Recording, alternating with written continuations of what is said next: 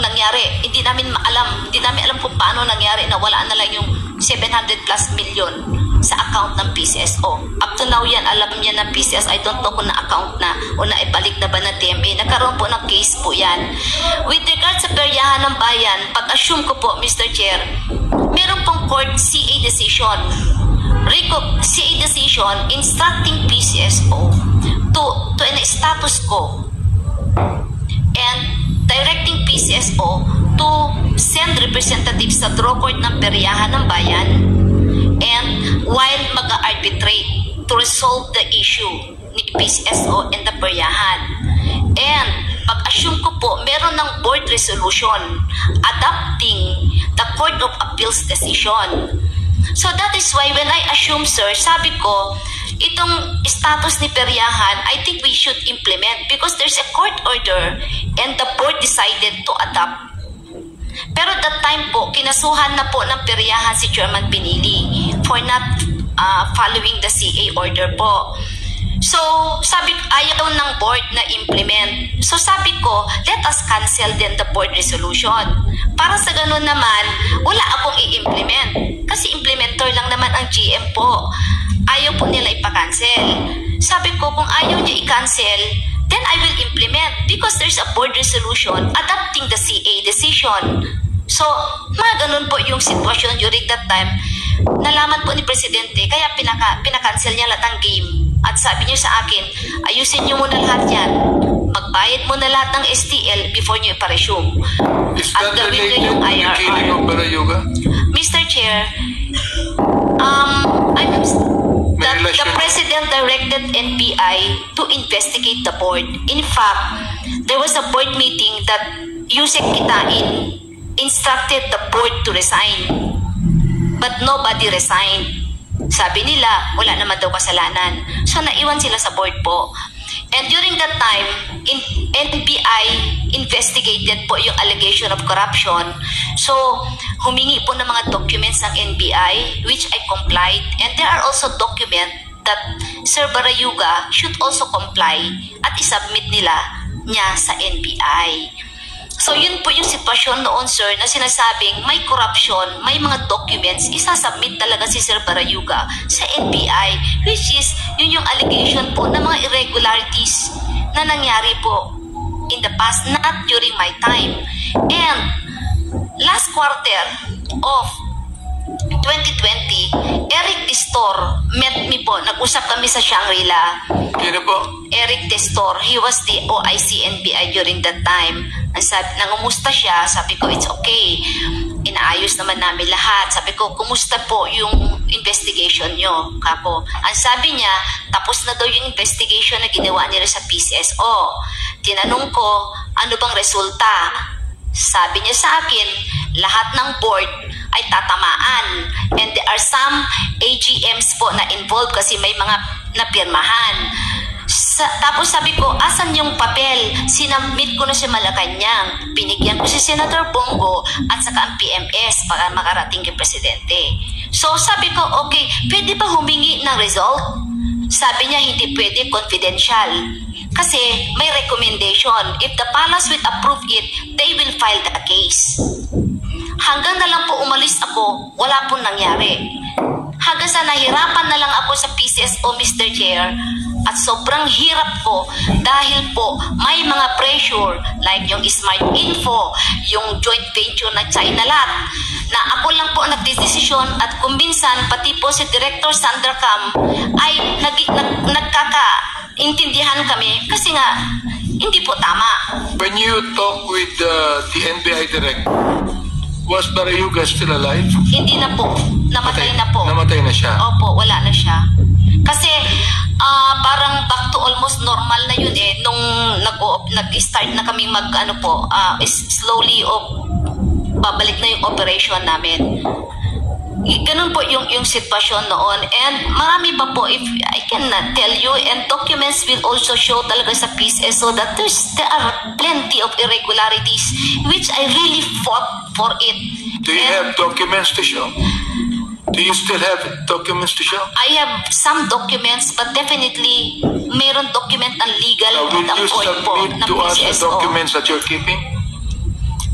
nakalabas po ako, sir, kay hindi ko Okay, you ako lang promised that, no? nakakaalam. Nakalabas ka, you will Hahanapin submit ko po. documents to me. Yung po, To us, to mga the natago ko lang po. Yes. Okay.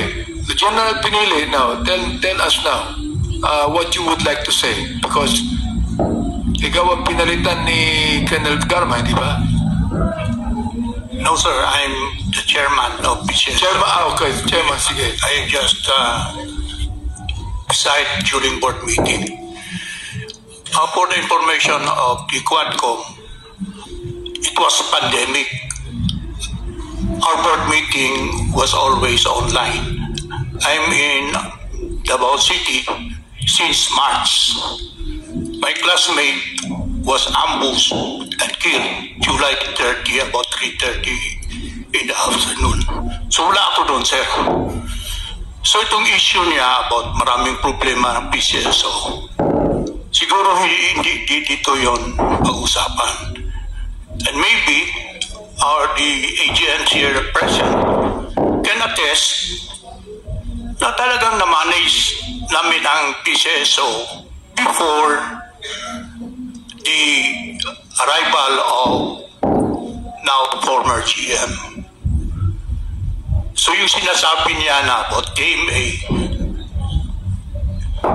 the AGMs here will bear me out na ako yung nag-insist na hindi talaga mag-provide ang KMA ng papers ng PCSO. So, ang issue kasi dito, Mr. Chair, is yung pagpatay ng classmate ko. Pero namang whistleblower na si Police Colonel Mendoza. So, dapat yun ang pag-usapan. Kasi pag sabihin niya yung pagdating niya, maraming nakita siyang mga problema, hindi yun ang issue. Kung yun ang aming ating pagdebatihan dito, dapat Mr. Chair. investigation sana. Mr. Chair. Yes, Congressman Akop, with the indulgence of Congressman Abante. A point of order lang, Mr. Chair. Oh, yes, what is the point of order? Kasi hindi ko matanggap na yung underclass ko. Tuturuan ako kung anong gagawin natin dito eh. You know, you become a congressman first before you can tell us what to do. When we want to discuss something here, wala kang pakialam doon kasi kami nagkukuha ng agenda rito eh.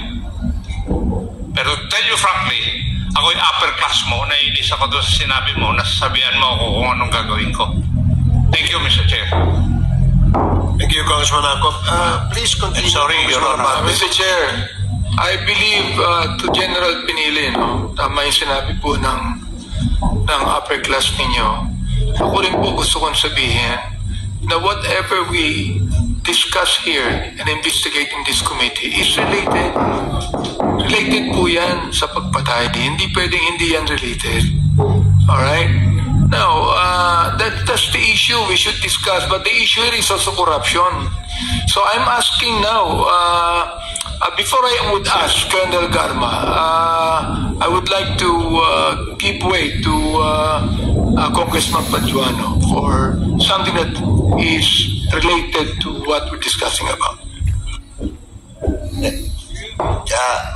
Chairman, if you, Colonel Garma, you mentioned about the information given to you by Clarence Tungael, your classmate.